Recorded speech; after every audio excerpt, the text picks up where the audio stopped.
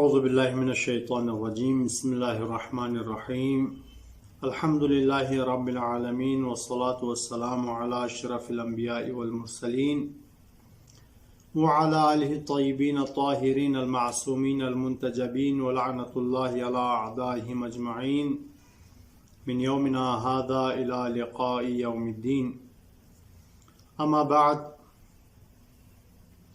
ناظرین گرامی، النور چینل کے توسط سے دین شناسی، خدا شناسی پر ہماری گفتگو جاری ہے، اور گزشتہ گفتگو میں ہم نے صفات ثبوتیہ اور اس کے بعد صفات سلبیہ کو بیان کیا. صفات سلبیہ کے چند ایک موارد ہم بیان کر چکے تھے. آج ہم صفات سلبیہ میں سے ایک صفت آپ کی خدمت میں بیان کرنا چاہیں گے کہ صفات سلبیہ ان صفات میں سے جو خدا کی ذات کے ساتھ مناسبت نہیں رکھتی. ایک صفت یہ ہے کہ پروردگار لذت جسمانی نہیں رکھتا، یعنی وہ لذتیں جو انسان کا جسم محسوس کرتا ہے، وہ لذتیں جو جسم کی خصوصیات میں سے ہیں، جو جسم کے ذریعے سے انسان محسوس کر سکتا ہے، پروردگار ایسی لذتوں کو محسوس کرنے سے مبرّع اور منزہ ہے. وہ اس طرح کی لذات سے دور ہے. جس طرح گزشتہ نشست میں ہم نے کہا تھا کہ پروردگار کے لیے درد جسمی کو محسوس کرنا، جسمانی درد وغیرہ کو محسوس کرنا پروردگار کے ساتھ سزاوار نہیں، بلکہ پروردگار ان جیسی صفات سے پاک اور منزہ ہے. اسی طرح جس طرح درد کو محسوس نہیں کرتا، اسی طرح جسمانی اور جسمی لذت بھی محسوس نہیں کرتا.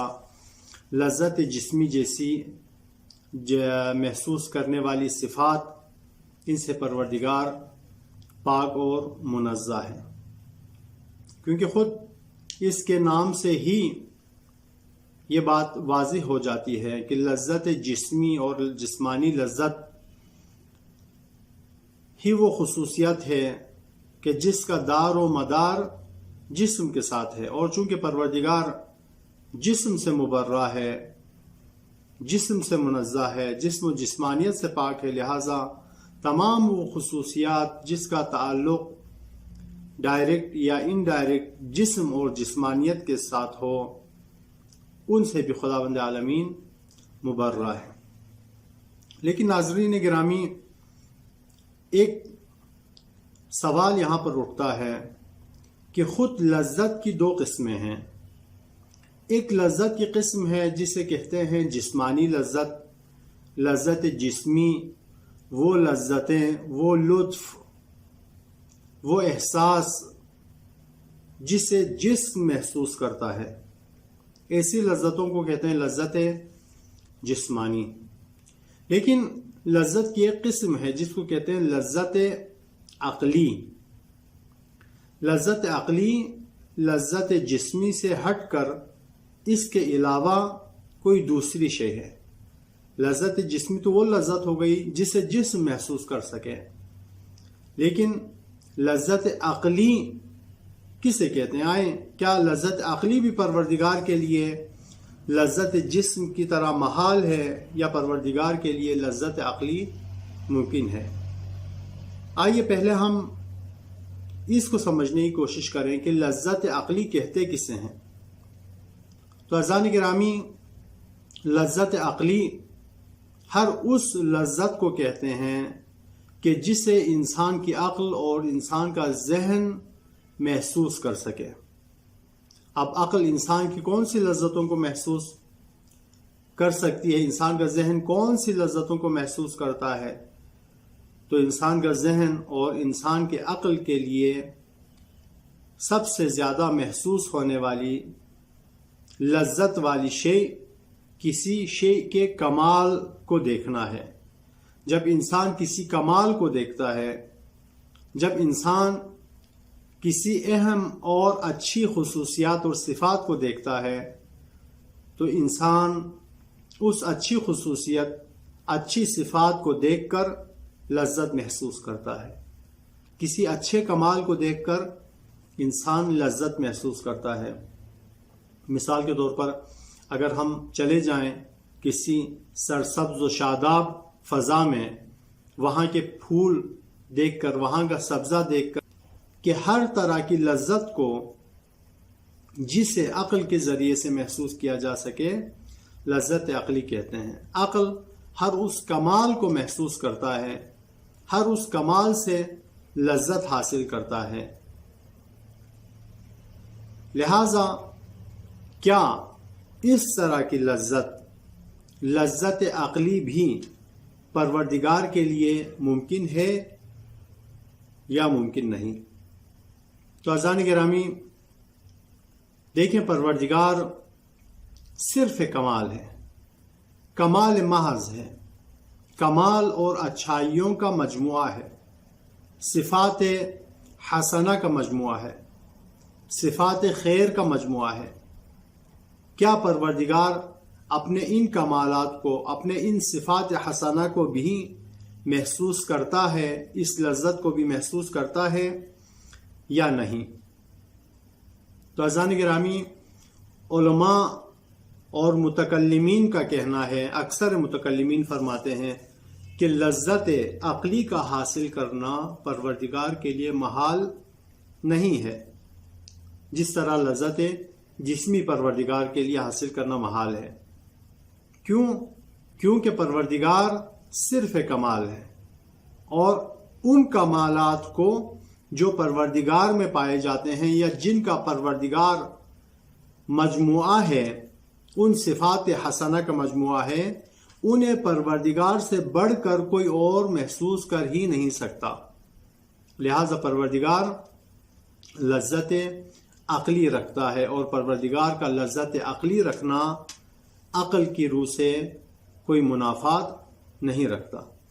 ہاں، وہ علماء جو فرماتے ہیں کہ پروردگار کے لیے لذت عقلی یا اس طرح کی صفات سے ملقب کرنا درست نہیں، وہ بھی اس وجہ سے انکار نہیں کرتے ہیں کہ یہ عقلاً محال ہو یا یہ پروردگار کی ذات کے شان کے خلاف ہوں، بلکہ ایسے علماء فرماتے ہیں کہ ہم پروردگار کے بارے میں نہیں کہہ سکتے کہ پروردگار لذت عقلی رکھتا ہے یا نہیں رکھتا.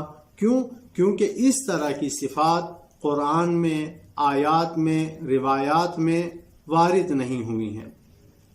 جو لوگ اس کے منکر ہیں، جو لوگ کہتے ہیں پروردگار لذت عقلی نہیں رکھ سکتا، ان کی دلیل صرف یہ ہے چونکہ ایسی کوئی صفت کا ذکر نہ قرآن میں ہوا ہے نہ احادیث میں ہوا ہے.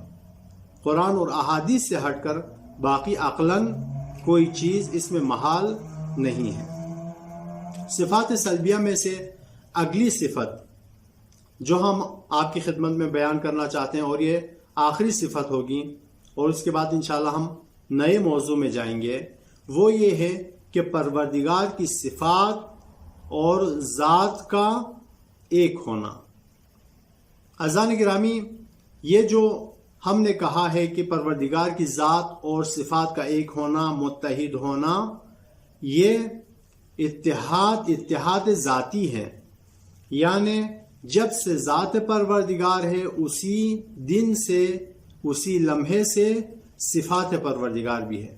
ایسا نہیں ہے کہ ذات پروردگار موجود تھا، پروردگار وجود رکھتا تھا، اس کے بعد آ کر صفت اس کے ساتھ مل گئی ہو، یا یہ صفات اور یہ ذات دو الگ الگ چیزیں ہوں جو آ کر آپس میں مل گئی ہوں.